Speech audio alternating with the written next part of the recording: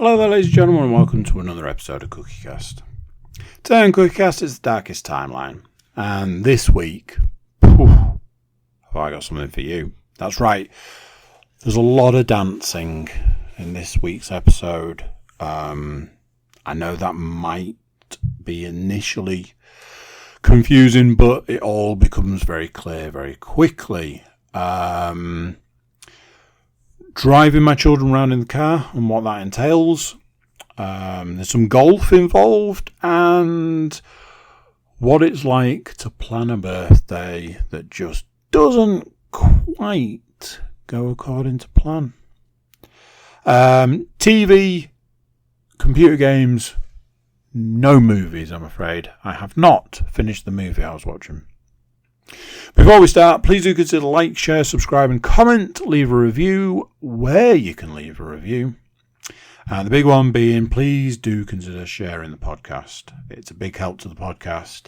And everybody here really appreciates it. So if you could, that'd be great. Right, enough from me. Let's get started with some stuff from me. This is CookieCast. The Darkest Timeline.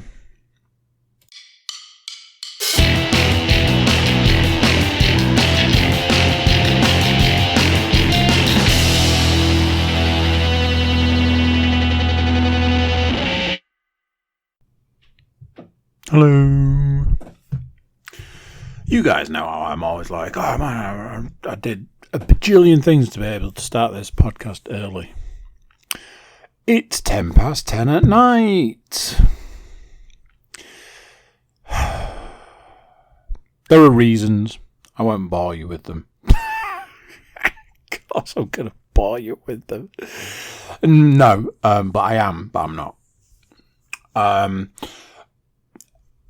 There is a subject throughout this this podcast, and it's going to be a weird when I tell you what it is. Because that subject is dancing. I don't know what you're thinking. Andy, I really didn't picture you as a dancer. Obviously, that's not the sort of dancing we're talking about. So let's get started with dancing. We're coming to the end of the school term. And with the end of the school term, there's a variety of different things, as we know from the fact that I did 2 sports days in a week. And with the end of the school term comes the end of extracurricular activities, and all 3 of my daughters go dancing. So, over the last week, I have been to not 1, not 2, but 3 different dance classes. Now, I know what you're thinking. Why on earth would you now tell us about it? And that's not the reason that I've put not 1, not 2, but 3 different dance classes down to talk about. It's a completely different reason. There is a theme though, and dancing isn't just the theme. Anyway, let's get into it. So, first one on the docket. My eldest. There's this thing. Unless you're off to a dance show, you very rarely get to see your daughter's children. I shouldn't be, but it's just, at this point in time, it's just my daughters that dance. You very rarely get to see them dance. When they're very little, you go to the lessons, and then that stops very quickly. And that's that. They go. You say to them, did you have a good time at dancing? Yes, I did. What did you learn today? Nothing. That's your level of involvement. As long as they're there, they're doing it. And that's kind of that. So, my eldest has been going dancing since she was little. And I used to go. I used to take her. However, the dancing that I saw last week little bit different to what I'm used to. And honestly, if I didn't have such an aversion to a certain word, I would say that watching her dancing gave me that word. Instead, I will say, honestly, it was borderline heart palpitations. It was stressful. It was really stressful. I had to tell her in the end. I was like, watching your dance class stressed me out.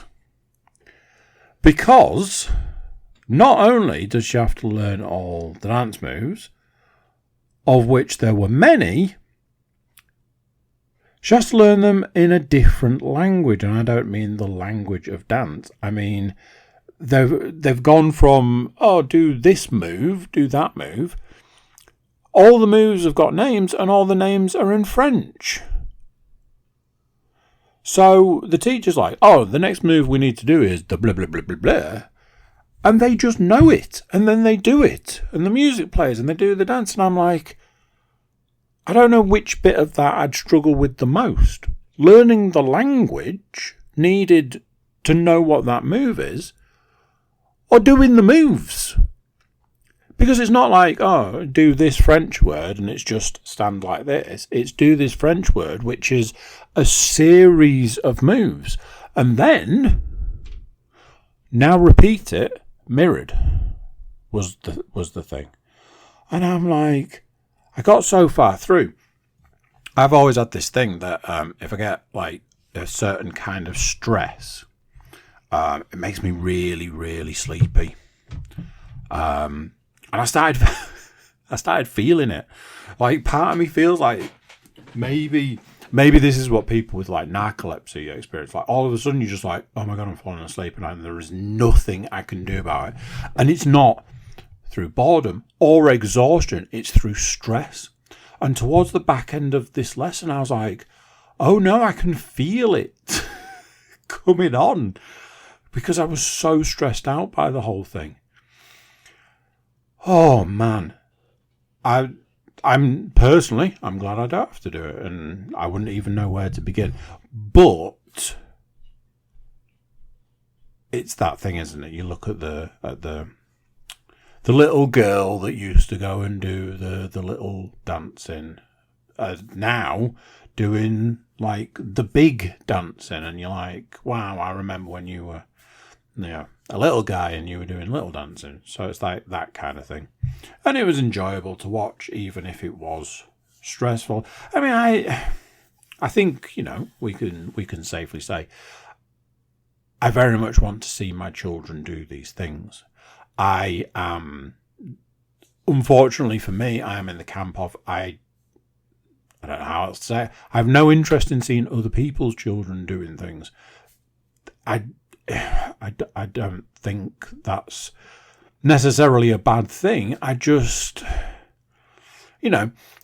mostly because they don't do team activities. If they're, presumably when my son gets to a certain age and he starts playing actual football, that's a team sport. So I'll be like, so-and-so did a good pass, or, that goal that so-and-so scored, that was an amazing goal. That kind of thing. But my children's activities are all very sort of it. I just want to know that they're doing it and getting on and doing well. So, first dance lesson down, it was a joy.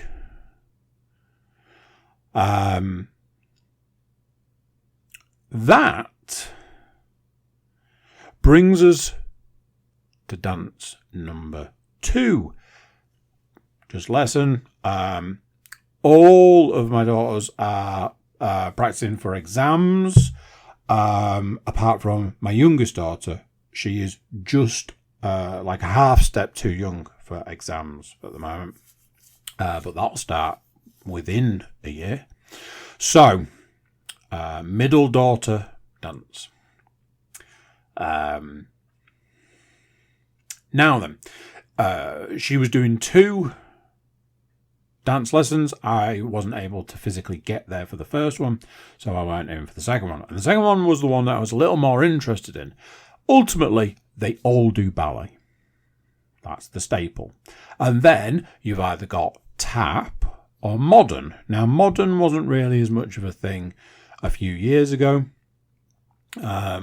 So the fact that I got the opportunity to go and see my middle daughter do modern, I was like, cool, this will be interesting. You know how I often, not so much often, but every now and then I have this thing where I'm like, I know that my children are well behaved, and, a couple of my children are very well behaved through fear and not of me. And a couple of my children are genuinely well behaved just through upbringing. It's more that a couple of them are very much more of a, it'd be nice if they could be that well behaved at home. But it's comforting to know that when they go out of the house that they are well behaved. So as far as behaviour is concerned, I very rarely have to worry about that side of things. However, there are other concerns that I have, largely around my youngest daughter has had a series of falls recently, absolutely shredded what is now both knees. And my son has had a couple of quite severe falls / accidents / bumps. Those are more of a concern to me. I'd say to my son this morning, have a good day. Try not to bang your head at any point. And it's like, is that how we say bye? So, you may get the idea of where this one's going. I watched my middle daughter sit beautifully, be ready to do her dances at the various points in time, beautifully, presented herself beautifully.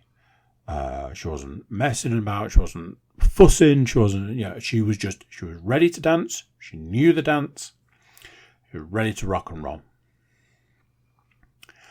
And she was the only child in that room that was. And honestly, the pride, the joy, the happiness I felt, just for that, it's great to see them do activities. It's great to see them do these things, these extracurriculars, the things you don't get to see them do. It's great to get that opportunity.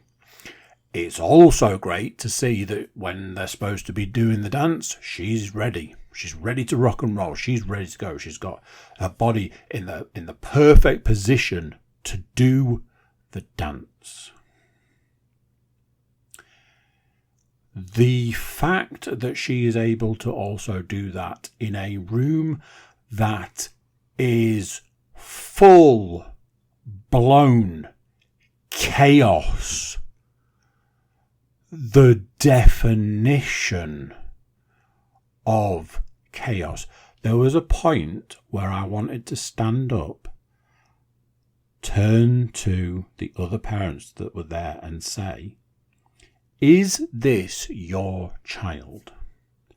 Because if this is your child and you are not doing anything about this behaviour that they are displaying, there is something seriously wrong with you. And while we're on the subject of the matter, if that's your child, same goes for you. There were a series of children in that room that I was like, how have these children been allowed to leave the house?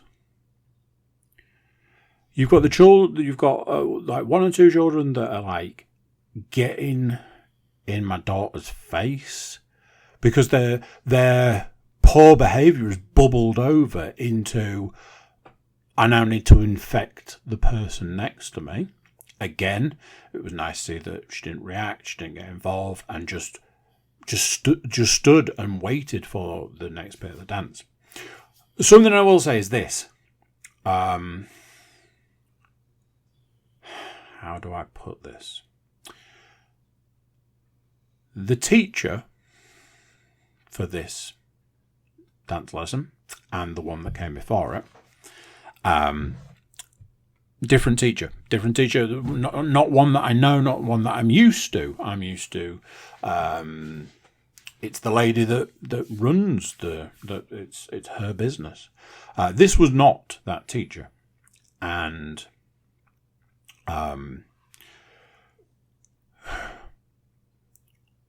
it's that thing, isn't it? In any situation, any teaching situation, a teacher that has like a firm grip on the room, whilst be it firm but fair grip on the room, and you also know a teacher that doesn't. And I honestly felt that there was a little bit of an element of the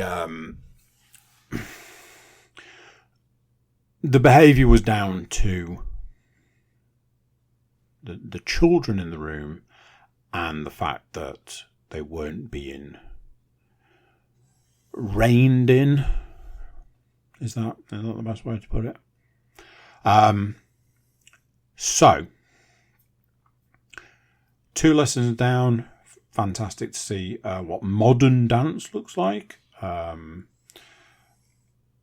can see that it's obviously based in some form of like ballet. And I believe there's sort of a bit more acting involved. I was like, ooh, this is interesting.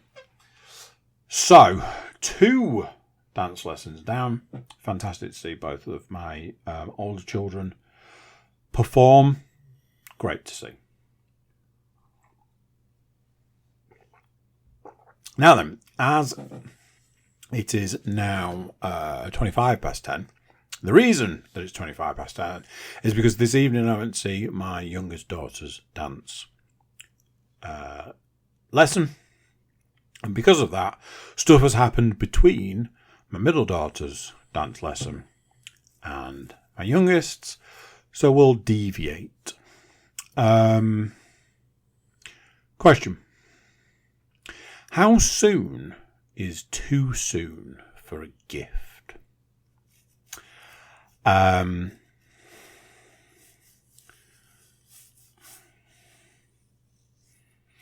am a gift giver. It's one of those things. At some point, some stage in my life, some stage in my development, gifts were explained to me in a particular way, and I'm not 100% sure it was the best way. It was very much if somebody's been nice to you, if somebody's been a good friend or a good family member or a good person, or they've done something nice for you in the moment, etc., etc. You can get them a gift to say thank you. That is especially relevant round birthday and Christmas, but other times can be appropriate. And that's that. That's gifts to me. If you are nice to me and a good friend, I'll buy you a gift if it's your birthday. Simple. Over the years, I have sort of probably over-gifted. And there's been a couple of points where people have basically been like, I don't want a gift. Like after years, they're like, I don't want a gift. Don't get me a gift. It's like, that's fine. I won't. I'll wish you a happy birthday by text message. How's that? And that basically is that.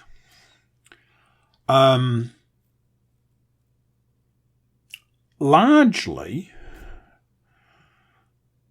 I also feel that there has to be some sort of relationship built where a gift is appropriate. You're not going to meet somebody in the street and be like, hey, I like you, have a gift. And obviously that is an extreme example. But is there it's too soon for a gift? Like if you started a relationship, like with a partner, and you've been in a relationship for 2 weeks, and they were like, oh, it's my birthday next week, would you buy them a gift? Probably. But if that relationship ends a week later, are you going to then be like, wish I hadn't bothered with the gift now.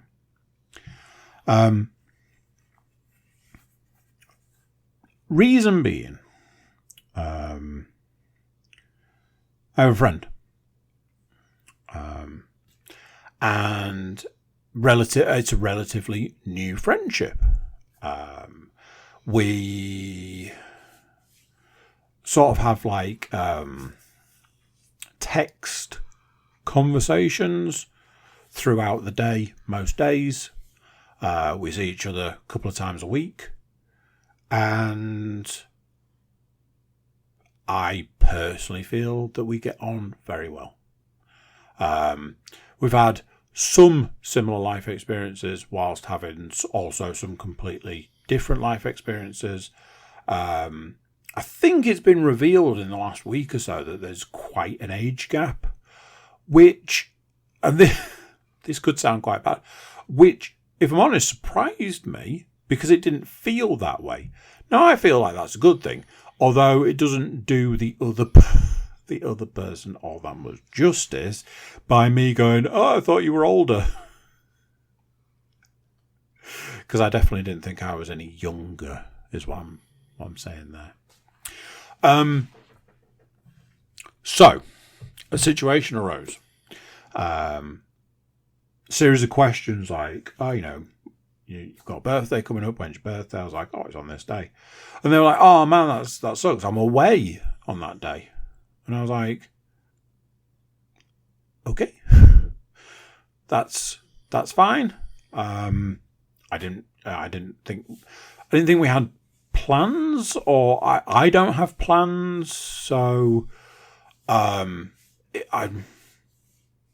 it's okay that you're away.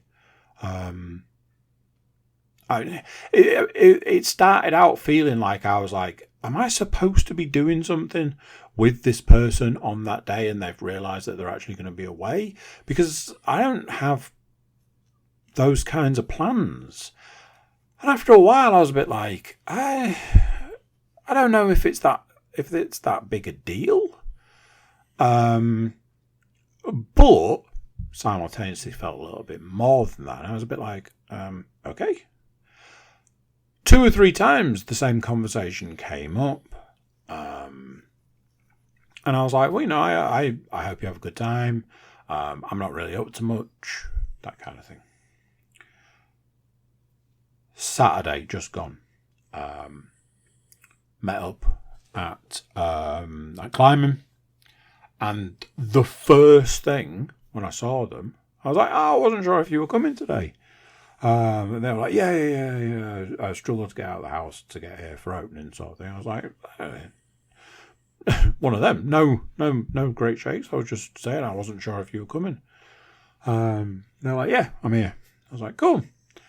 And then they produced a gift, and I went, oh. And they were like, hey, I'm away when it's your birthday, so I thought I'd give you this today because I go away tomorrow. Just a little something there. And I was like, oh.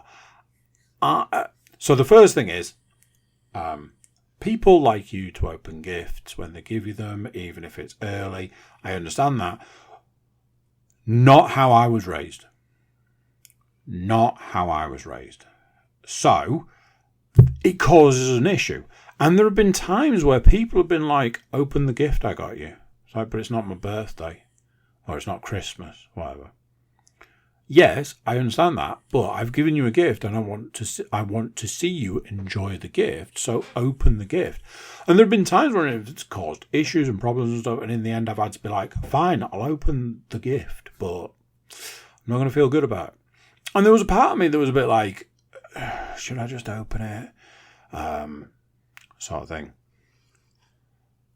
But, and I had this confirmed when I spoke to Leanne, because I said to her, I was like, oh, I've had a gift, like an early birthday present kind of thing.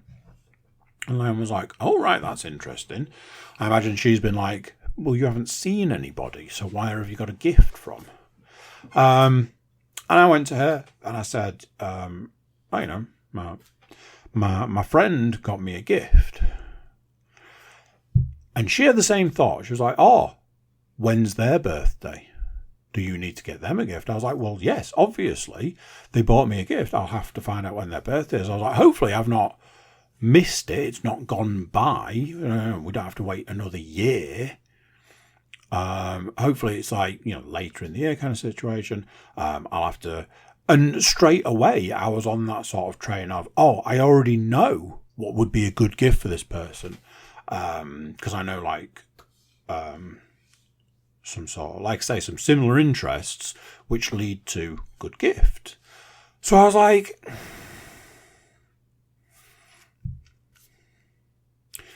this person could have got away with a text message. Happy birthday. Hope you have a good day. I'd be like, cheers, mate. Appreciate it. Hope you're having a good time. The gift pushes that friendship on. Now, I am very cynical. I am very cautious. I have been in a variety of different situations over a variety of different years where I've met people and I've been like, hey, me and you, we're good friends. And we've done absolutely everything together. And then that person has left for whatever reason. Some of them have physically left for whatever reason. And then I've had friends where it's like, we've been super tight, super good friends. And then they're like, I've got this new chapter of my life. I'm going to go and do that now. And it's like, okay, that's fine. And then, you've got all of the sort of the baggage that you carry around with you. And baggage for me is ultimately don't trust anyone. So you've got that kind of, I am cautious of people, I'm wary of people, I'm wary of new friendships, I'm wary of new relationships, and I know that it's come back to bite me in the past where I've been like, I don't want to be friends. And the other person's like, but we should be friends. And I'm like, but I don't want to, because that means that, then we have to be friends, and it's not for me. And then you allow that opportunity, and then you have a good friend for X amount of time. My mother used to say, a season, a reason, or life. Those are your friendships. You have a friend for a season, a friend for a reason, or a friend for life. And I've had that sort of thing. I this person was a friend for life, and then they weren't, and then they were, and then they weren't, all of that sort of stuff. I had friends that I was like, me and this person are going to be tight for a very long time. And then not long later, it's like, oh yeah, whatever happened to so-and-so? And then you look back and it's like, that was the person I needed at that time. And I understand why they're not in my life anymore.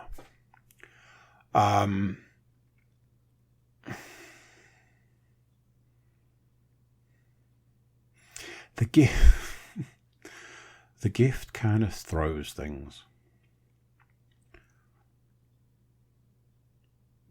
Obviously, you've got the added mystery at this point in time that we don't know what the gift is. It could be a turd rolled in glitter, or it could be the best gift ever.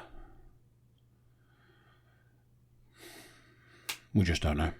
If I remember, I'll update you next week on that side of things. So yeah, the question there is, when is too soon for a gift? Is there such a thing? I asked a couple of people. I was like, what would you consider to be too soon? And they were like, there's no such thing. Okay, maybe it's just me. Did a lot of Dad's Taxi over the weekend. A phrase that I have used more times in the last 48 hours than ever in my life. So whilst using it a lot, I simultaneously absolutely hate it. It feels to me like the most dad thing anyone could ever say. And I feel that that's the reason I'm using it. And every time I say it, I hate myself just that little bit more, which largely isn't possible, but anyway. What I mean is I've been ferrying my children around quite a bit over the weekend. I had a conversation with somebody at work today, and I was like, they were like, "Oh, did you have a good weekend?" Like, yeah, did do like a few bits and bobs, but a lot of it was spent ferrying my children around. And yes, I did say dad taxi. And they were like, "Oh, when my children went off to university, it's the first thing that I was glad I didn't have to do." Because it was that thing that I really didn't like, ferrying them around. And then straight away I was like, oh, I don't mind ferrying them around. In fact, there's a part of me that kind of enjoys it. I don't want it to come across like I'm like, oh my God, I got to. I was like, the only thing that ever sort of gets to me, the one thing you can say to me that will just instantly make me go, oh, for fuck's sake, is you can tell me that there is a party on a Friday evening at 4:00 on the other side of town. That phrase is instantly going to make me hate everything about it because it's just impossible to do. And instantly I'm like, why has anybody booked this party? Don't they know? And I'm always like, but they know which school everyone goes to. You expect us to essentially get from that school to the literal opposite side of town on a Friday afternoon. You have got to have a screw loose. That one I will complain about. Now, luckily, touch wood, there haven't been too many of those recently, but there have been a few of them in the past. So I had to get my daughter over to climbing and get my eldest climbing, middle daughter to a party. Dropped middle daughter off. Had a bit of a chat with a couple of the parents. And then I was like, right, I got to go. It's the first thing I said. I've got to go. 20 minutes later, I'm still there. Anyway, I jump in the car. I go back to climbing, pick up my eldest, pick up Edward, back into the car. Back over the other side of town, drop Edward at home, take my eldest, go and pick up my middle daughter, back home for a movie/tea situation. And the day it was done. And that was that. Sunday. As previously mentioned, my daughter had dance exam practice. So there was a situation where I had to get a variety of different things done in the morning to then be able to get her across to do her dance practice. Once I dropped her there, well, it's like, guys, I mean, what are we going to do? It's not like we can hang around for a couple of hours. Maybe there's an activity we could do. I felt a little bit bad because my middle daughter jumped in the car. She was like, anyway, what have you guys been up to while I've been gone? And the whole car went silent. And she was like, yeah, so what have you been doing while I've been gone? Nobody said anything. One of those situations where I'm like, I'm not sure what you're asking here, because I know full well that my youngest daughter was like, hey, guess what we're doing while you're dancing? But yeah, I'll come to that in a minute. So, it's stuff like that, it's like, right, okay, let's go, another movie and that sort of thing.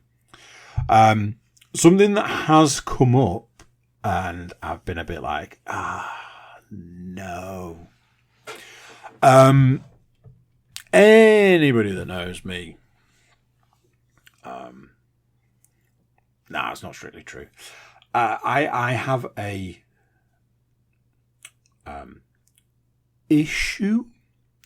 problem.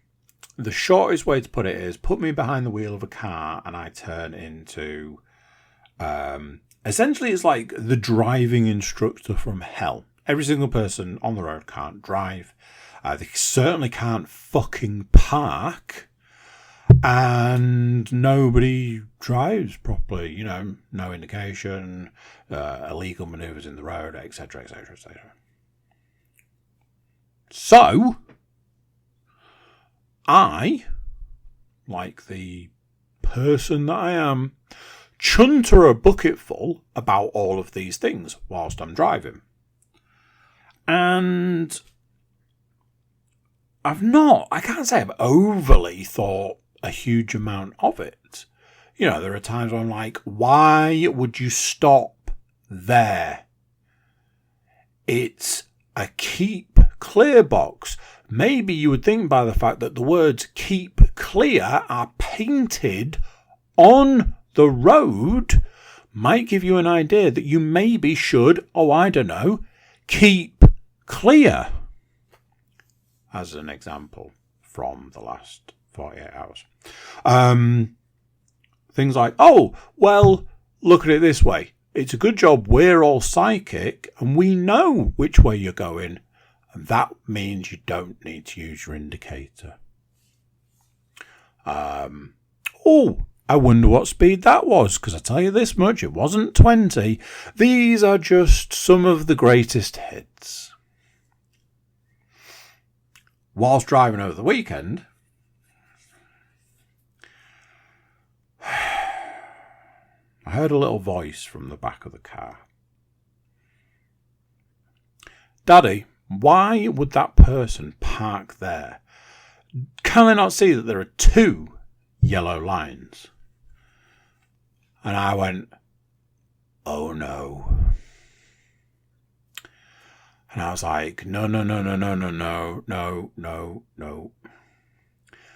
little bit later, that person didn't indicate, Daddy. Why didn't they indicate? And I was like, oh, shit.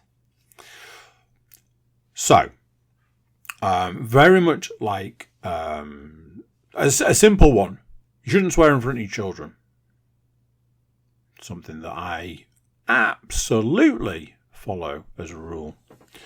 I think at this point in time, my children could write a fairly compelling book on all the swear words they know. My eldest got me with an absolute perler one day because I may or may not have said a swear word. And she carried on talking like I'd said it to her. And I was like, oh my word, I would never say something like that to you. Don't ever think that. There was also a situation at the weekend where my daughter was involved in a conversation where myself and another adult were talking, and the other adult accidentally said a swear word, and they apologised to my eldest, and we were both like, brilliant. You really don't understand that. Yeah, you don't need to worry about the swear words because that ship has probably sailed, and I don't feel good about it. But likewise, I work on the principle that the reason I swear the way I do is because I wasn't around swearing. That whole principle of the things that your parents do and don't do are the things that you are almost definitely going to do. So I work on the principle that if I continue swearing, my children won't. So yes, there was a section of the drive home where my daughter was commenting on other people's driving, and I was like, Oh, no. And then I had to be like, well, darling, ultimately, it doesn't matter that that person's parked there. It's the reason those lines are there is because that's not an ideal place to park. And yes, that person has parked there, making it more difficult for others to get past. However, it's not impossible. And maybe they're just going to be there for a couple of minutes. Whilst inside... I'm like, they absolutely shouldn't have parked there. They're blocking the freaking road. What do they think they were doing? Why have they done this? How inconsiderate could people... Because ultimately, I don't want that for them. I don't want them to be like me, chuntering a bucketful because there's a car parked at the end of the road. And I'm like, what's that car doing there? Why is it parked on my street? I hope they get a ticket. Or out driving like, oh, look at this idiot. What are they doing? Have they been drinking? Because it certainly looks like it. Oh, texting while driving, are we? Because that's nice and illegal, etc. I don't want that for them. And what I found was, from that point on, I had to bite my tongue the whole way home. And weirdly felt better for it. I got home and I was like, that was actually a better journey. It felt better. It was like, whatever you're doing, it doesn't really matter, does it? So, yeah.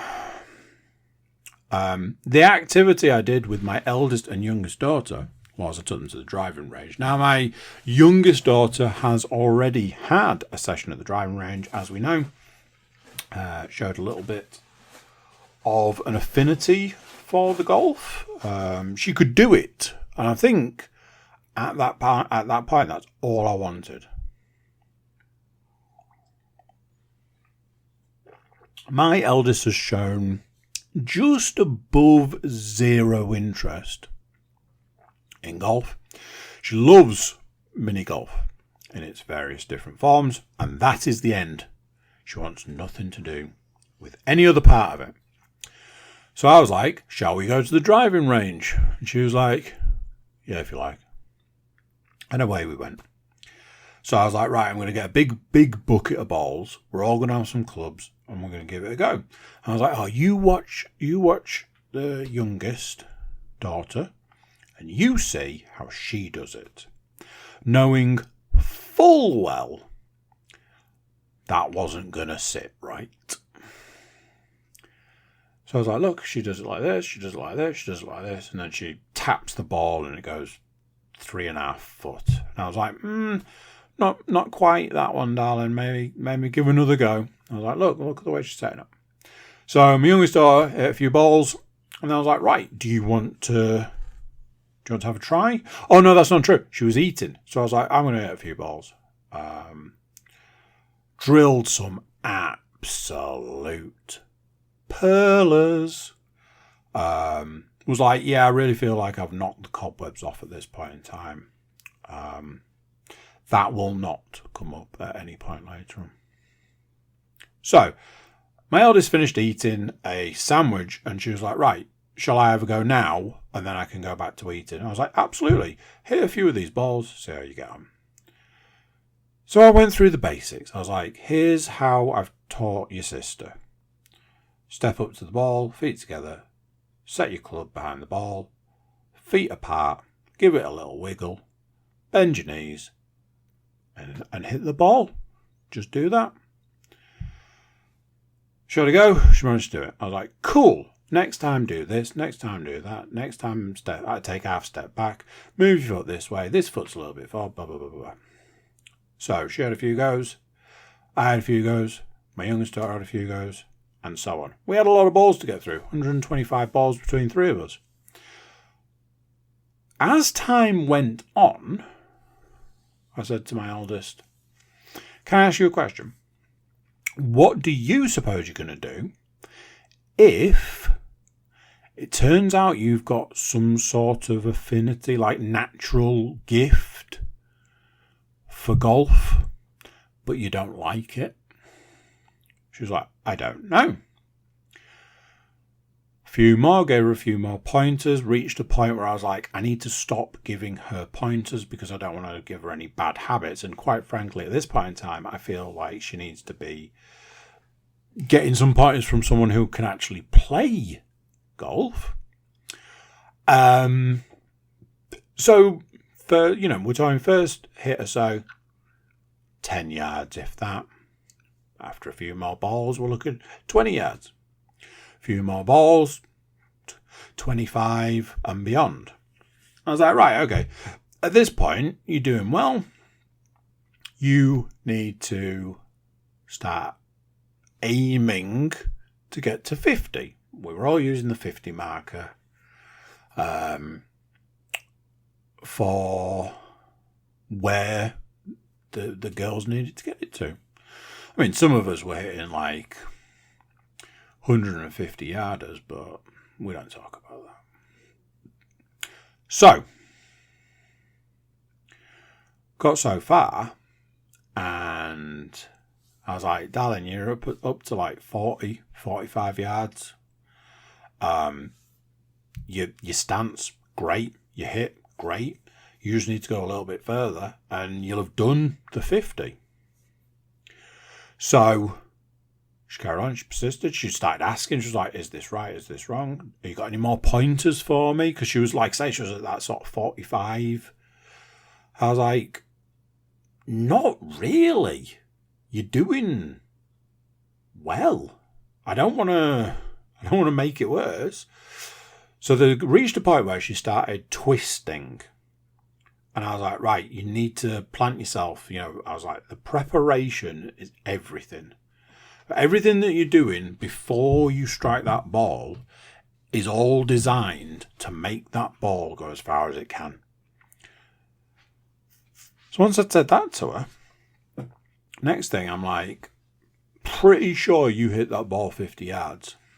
There was a point in time where she hit a ball 50 yards and she'd shanked it. And I'm like, well, this is interesting, isn't it? So there was an interesting development as we were getting finished up.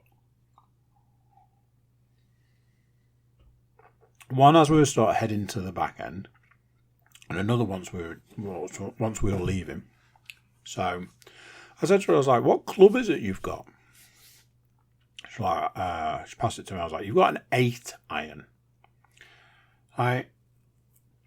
You are shorter and your club is shorter because the club matches her size, her height. And you're hitting an 8 iron 50 yards. That, for that club at that height, is probably in the realms of the maximum distance for that club. So you've gone from hitting a 10-yard shot to reaching the maximum of that club in 30 balls or something. So we left to go in the car. As we were getting in the car, I was like, so how did you find that? Did you enjoy it? Expecting it to be like, yeah, it was all right. She was like, I really enjoyed that. And the Emperor Palpatine inside me went, yes, come to the dark side. And I was very honest. I was like, look, I've got 4 children. If one of those 4 children picks up golf and me and that child, no matter who it is, can go and hit 9 holes of golf, or ideally 18 holes on a Sunday afternoon, can you imagine how happy I'll be? So, watch this space. Might have a golfer on our hands. I said to her, I was like, you've got 2 of the 3 components of golf. We need to get you a driver and see what you do with that. By that point, I definitely have to get some sort of actual help to make that situation work. So, daughters dancing, number 3. Youngest daughter's dance was today.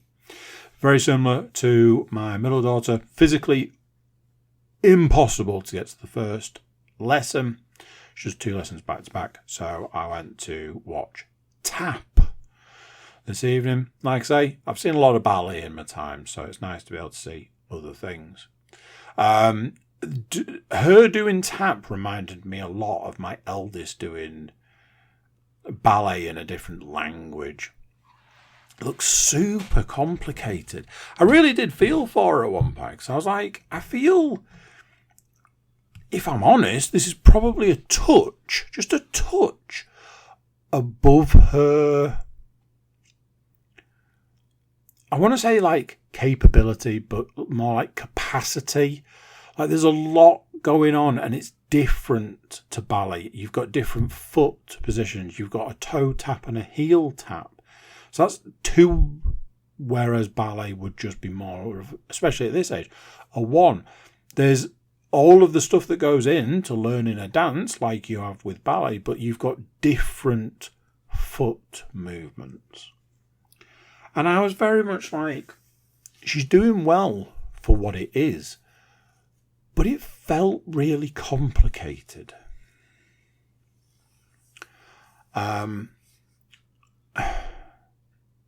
Very much like with my middle daughter, with her class, there was that sort of situation of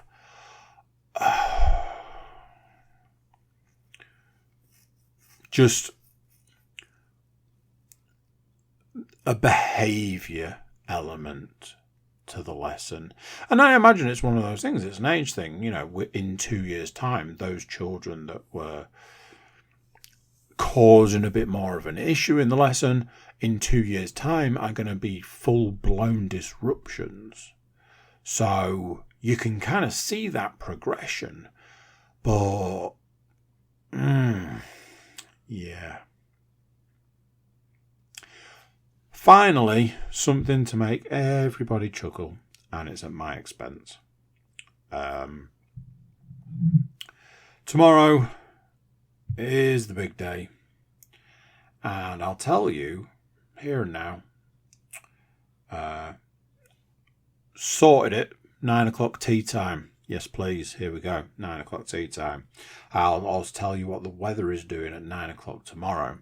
There is a 95% chance of torrential rain, and I mean biblical rain, with 26 mile an hour winds. It's okay because it'll have been torrential rain since 4 o'clock in the morning, non-stop, 90, 90, 90, 95, 95, 95, 95% chances of torrential rain, all the way through into the afternoon where it continues to rain. So, can you guess what I'm not doing tomorrow? Honestly, I've had to look at it as this is pure karma. I look back at last week's podcast and I just keep thinking, you were a dick. And I was, and I am. I can't change that.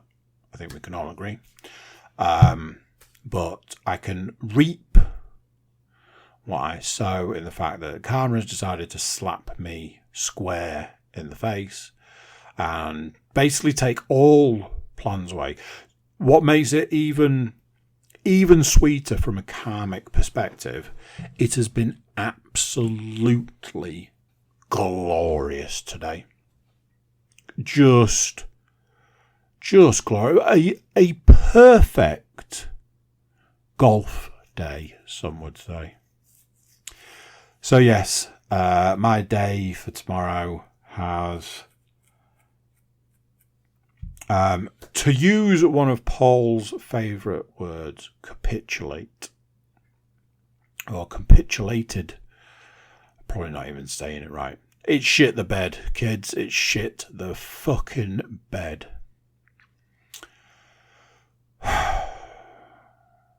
Let's talk about some TV, shall we? Me and Leanne watched the third episode of Series 3 of The Bear. It's one of those things. Often, in situations where something is reviewed badly We've all been in that situation where we've seen a film that's had a bad review or multiple bad reviews, and we've said the phrase, I don't see why that had the reviews it had. Venom, a prime example. I was put off seeing the first Venom by its reviews, and when I saw it, I was like, that is a solid 7 out of 10. And I'm annoyed that I allowed the reviews to sway me without just giving it that chance.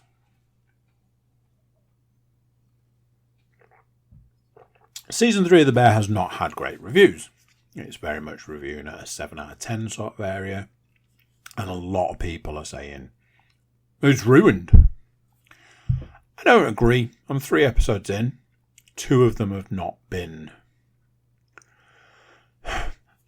No, that's unfair. The first episode was unnecessary. The second episode was classic The Bear. It was just exactly what you've come to expect over 2 seasons. Episode 3, I spent the entire episode going, but why would anybody do it then?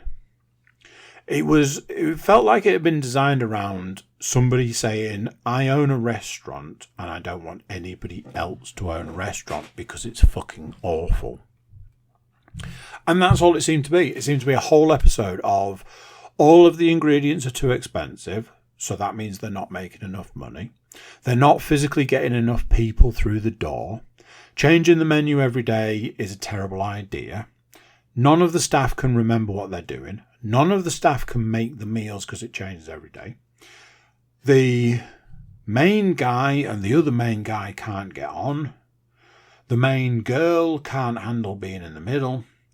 Nobody's washing any dishes, but by this point in time, you kind of wonder why they've not got a system for washing dishes. You've got what's supposed to be an experienced member of staff who can't apparently make what appear to be basic meals that you kind of work on the principle they've probably been shown at this point. Not a lot of it really made sense. I just felt like I was asking myself the question, why?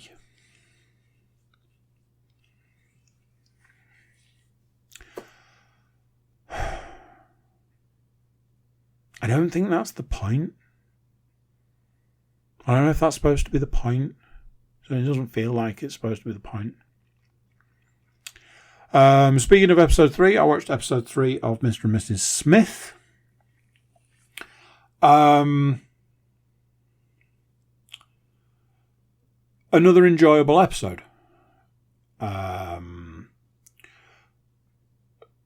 A couple of ups, couple of downs. There was a kidnapping situation towards the back end of the episode, and I thought the kidnapping situation was going to turn out to be fake, which would have made sense and would have kind of been like, I see what you're doing here. And then the kidnapping situation turned out to be real and made less sense. I was a bit like, okay. The relationship between him and her, John and Jane, progressed, but became worse. Like, we're supposed to believe it's a new relationship that's already dealing with problems. And I think anybody can agree that a new relationship is so completely blind. Your blinkers are so firmly in place that you can barely see the nose on the end of your face. So to experience relationship problems, what feels like, and it almost is like a day into a new relationship, it's like, what? And it felt really forced whilst also tying in to the other side of the story.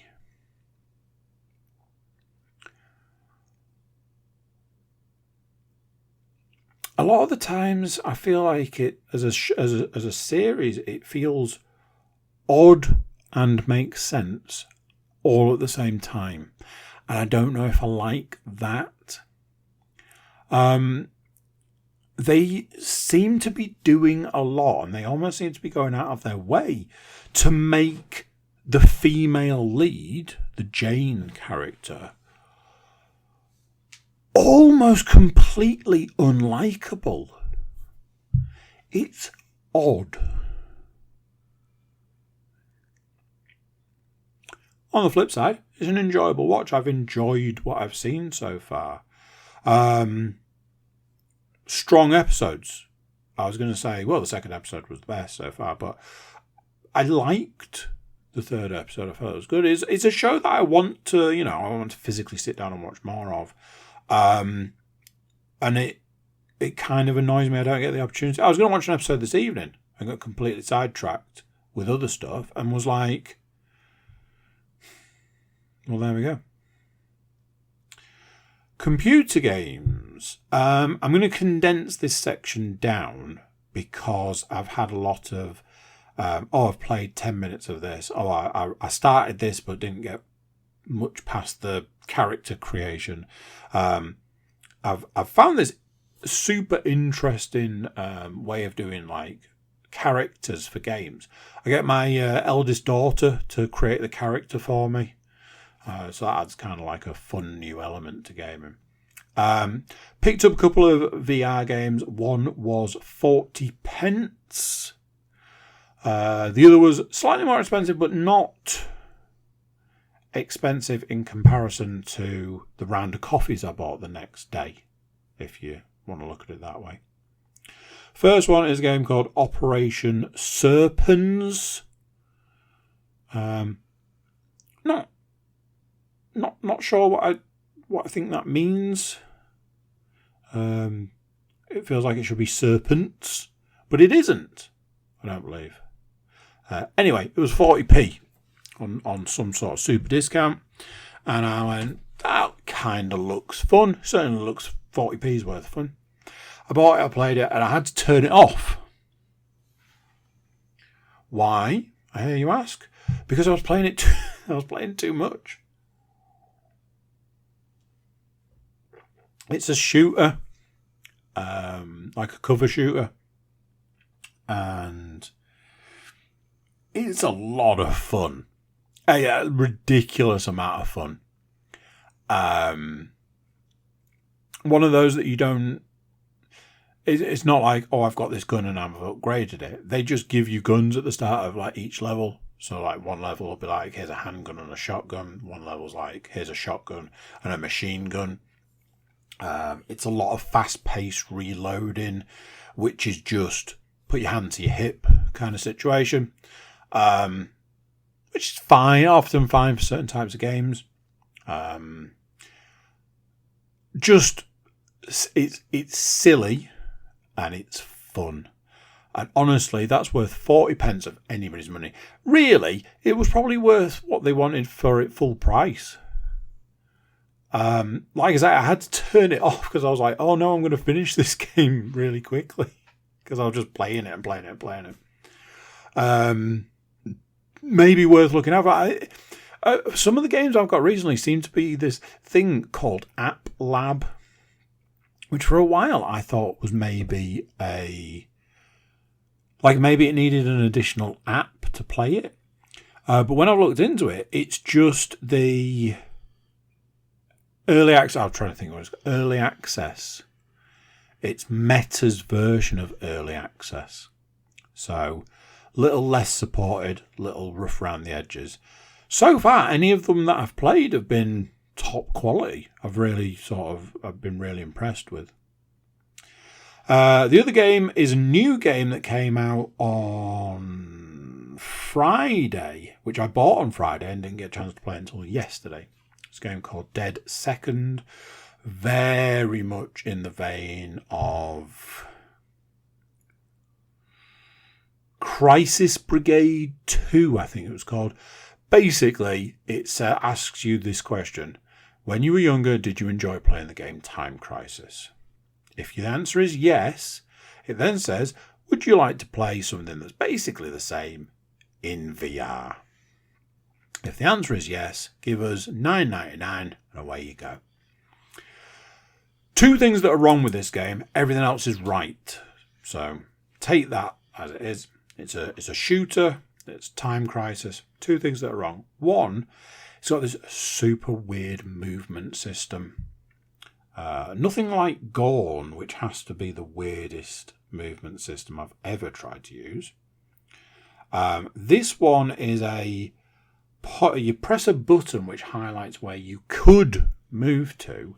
You select which one of them by pointing, and then you release the button and you teleport there.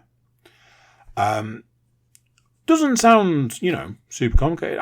It's one of those. Half-Life Alyx basically has that system. Any teleportation game basically has that system. But it also feels very limited because you can only go to those places. Some of them are go here to walk. Others are go here to stand behind an object or crouch behind an object. That's all well and good, but I found a few situations where I've moved and ended up going past enemies. So you're then having to spin round to shoot behind you because you can't use the sticks for direction, like directional facing. So that's it takes a bit of getting used to. The other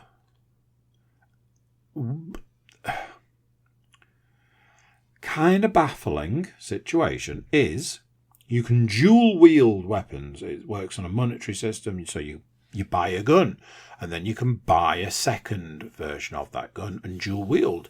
Or you can buy a gun and then buy a different gun and have one in each hand.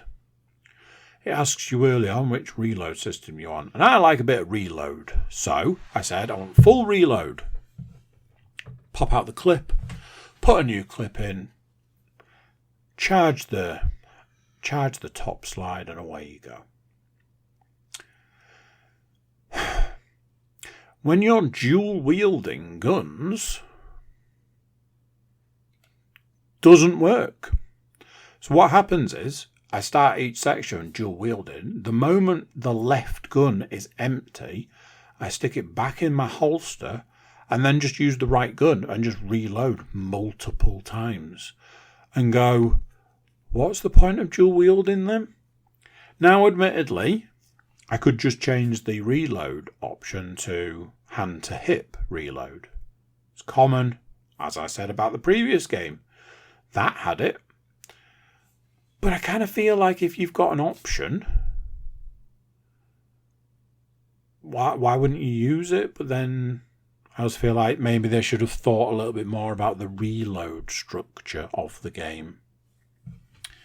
Outside of that, super fun. Loads of fun. Really enjoyed it. Final game of the day. And that is V-Rising. I currently have 4